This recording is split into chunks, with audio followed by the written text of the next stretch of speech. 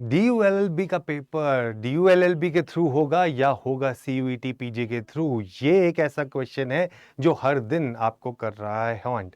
चाहते हैं आप भी जाना CLC में, चाहते हैं आप भी जाना LC1 या LC2 में, तो ये वीडियो को एंड तक ज़रूर देखना, क्योंकि अगर आपने देखा इस वीडियो को एंड तक तो आपके चांसेस बढ़ जाएंगे इन कॉलेजेस में जाने के और भी ज़्यादा। आइए जल्दी से चलते हैं और देखते हैं कि DULLB 2023 CUET PG के थ्रू होगा या होगा अपना खुद का पेपर। लेकिन अगर जैसे भी होगा तो पढ़ाई तो उसकी करनी पड़ेगी, और अगर आपको करनी पड़ेगी उसकी पढ़ाई तो किताबें बहुत सी पढ़ी होंगी तुमने।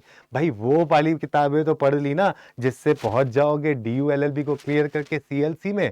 अगर ऐसा नहीं किया है तो वो कौन सी किताबें हैं DULLB के लिए जो आपको पढ़नी चाहिए?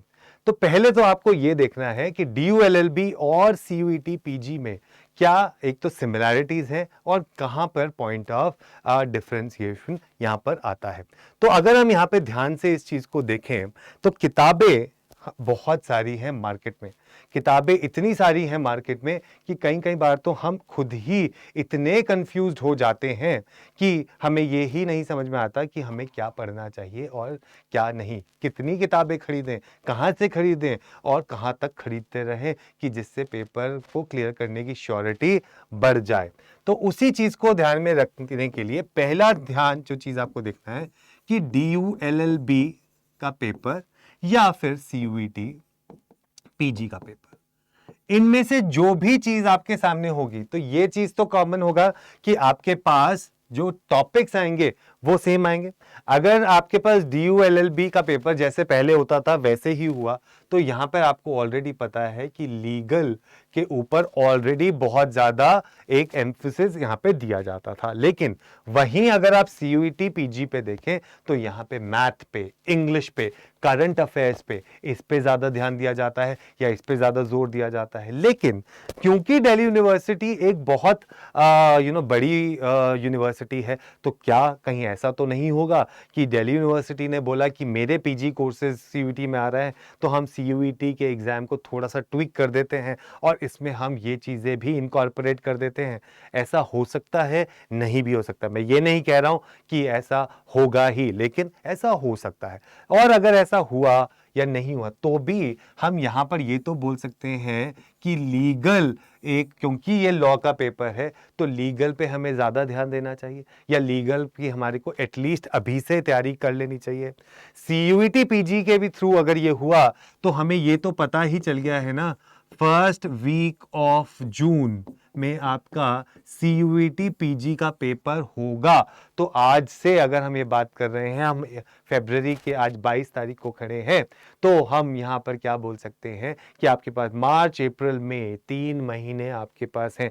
इन 3 महीने में आप लोगों को अभी से क्या क्या चीजें पढ़ाई शुरू कर देनी चाहिए, कौन सी किताब से और किस टॉपिक पे आपको पढ़ाई कर देनी चाहिए, वो सारी की सारी चीजें आपके लिए बताने के लिए मैं आया हूं। तो लीगल एप्टीट्यूड अगर आप बात करते हो तो इस लीगल एप्टीट्यूड में आपके पास कुछ चीजें निकल के आती हैं, और वो चीजें क्या हैं तो हम यहां से देख लेते हैं। तो हम भी ये कहते हैं पढ़े कैसे और कहां से पढ़ें। भाई ये क्वेश्चन तो हर कोई पूछ रहा है ना, पढ़े कहां से, कैसे पढ़े, कितना पढ़े, PG में होगा, CUET PG में होगा या DULLB खुद से होगा, कुछ समझ नहीं आता। तो हर कोई तो ये बोलता है ना, मुझे नहीं पता है, मुझसे मत पूछो ना। लेकिन मेरे को पता है और मैं आपको कोशिश कर रहा हूं कि किस तरीके से आप पढ़ाई करें और वो देख लें। तो आके हम देखते हैं उन चीजों को। तो आपके सामने क्या होना चाहिए? Contract, torts, IPR, IPC, legal maxim, family law, United Nations, ये वो टॉपिक्स हैं जहां से क्वेश्चंस आपके पास ज्यादा से ज्यादा आते हैं। तो ये वो टॉपिक्स हैं जिसके ऊपर आप ध्यान से अपने DULLB के पेपर को क्लियर करने के लिए पढ़ाई करें। और जब ये सारी चीजें आप पढ़ लें तो उसके बाद आता है द बाप of all the topics, constitution. तो कॉन्स्टिट्यूशन अपने आप में एक बहुत बड़ा चैप्टर है। इसको अगर आप अभी से पढ़ने के लिए करेंगे तो चाहे जैसे भी पेपर हो वहां पे आपको इसका फायदा जरूर मिलेगा, और इसी वजह से ये टॉपिक आपके लिए बन जाता है बहुत बहुत जरूरी। उसके बाद हिस्ट्री और ज्योग्राफी, ठीक है ना, वो बोलते हैं कहीं पर हिस्ट्री तो है बड़ी बेवफा, रात को पढ़ो और सुबह सफा, ऐसा है ना। तो इसीलिए हिस्ट्री आपको पढ़ना बहुत ज़रूरी है, खासकर हिस्ट्री फ्रॉम 1915 टू 1947। ये जो एरा है आपका 1915 से लेके 1947, द गांधीयन एरा, इसको पढ़ना आपके लिए बहुत ज़रूरी है। मॉडर्न हिस्ट्री जिसके लिए है, ज्योग्राफी में आप इंडियन ज्योग्राफी अगर आप पढ़ लेते हैं, बायोडाइवर्सिटी अगर आप पढ़ लेते हैं, different national parks, mountain ranges, ये सारी की सारी चीज़ें आपके लिए बहुत फायदेमंद रहेंगी। बीएचयू का अगर आप एक बेस लेके चलते हैं सीयूईटी के थ्रू, तो history and geography play a major role. Current affairs आपसे काफ़ी सारे पूछे जाते हैं, स्टैटिक जी के आपसे बहुत सारी पूछी जाती है, उसके लिए ये दोनों चीज़ें पढ़ना बहुत ज़रूरी है। और ऐसा नहीं है कि आप एक दिन में इसको पढ़ पाएंगे, इसीलिए आप अभी से इसकी तैयारी शुरू कर दीजिए। और आप इसके लिए जो बुक्स भी हैं, जैसे अगर आप कॉन्स्टिट्यूशन उसमें देखते हैं, तो आप कोई सी भी एक बुक इसमें से रेफर कर सकते हैं, जैसे लक्ष्मीकांत हो गई, ठीक है, ल्यूसेंट, यूनिवर्सल। मैं ये नहीं कर रहा हूं आप सारी बुक्स लो, इनमें से एक एक बुक जो आपको लगे जो बेस्ट बेटर है, वो आप बुक लेके आप अपनी पढ़ाई को शुरू कर सकते हो। इंग्लिश ग्रामर की, बेसिक ग्रामर की बुक ले लीजिए, basic English and learn grammar की एक बुक आती है, वो ले लीजिए। That will help you to learn English and improve your grammar. Mathematics में अगर आप R S. Agarwal, again R S. Agarwal में से आपको सारी बुक के वो नहीं करने हैं क्वेश्चंस, आप उसके आर.एस. अग्रवाल में से सॉल्व क्वेश्चंस भी अगर कर लेते हो उन टॉपिक्स के जो आपको आसानी से और जो मैक्सिमम आते हैं, तो भी आपकी प्रिपरेशन अच्छे से हो जाएगी। वहीं अड्डा की अगर आपने ई बुक्स भी ले रखी हैं और आपके पास ई बुक्स हैं और उसमें से भी आप प्रैक्टिस कर रहे हो क्वेश्चंस की, तो भी आपके आसानी से ये जो सेक्शंस हैं वो प्रिपेयर हो जाएंगे। Mathematics is again plays a major role अगर ये सीयूईटी पीजी के थ्रू हो जाता है, इसलिए तब आपको मैथमेटिक्स पे अपना जोर ध्यान से देना है। वहीं अगर आप नेक्स्ट पे चलते हैं और उसके बाद आता है इंग्लिश। इंग्लिश में आपके पास सिनोनिम्स, एंटोनिम्स, ये सारी चीजें आपके लिए बहुत इंपॉर्टेंट हैं। आपके लिए इडियम्स एंड फ्रेजेस, ग्रामर के कुछ क्वेश्चंस, ये बहुत इंपॉर्टेंट हैं।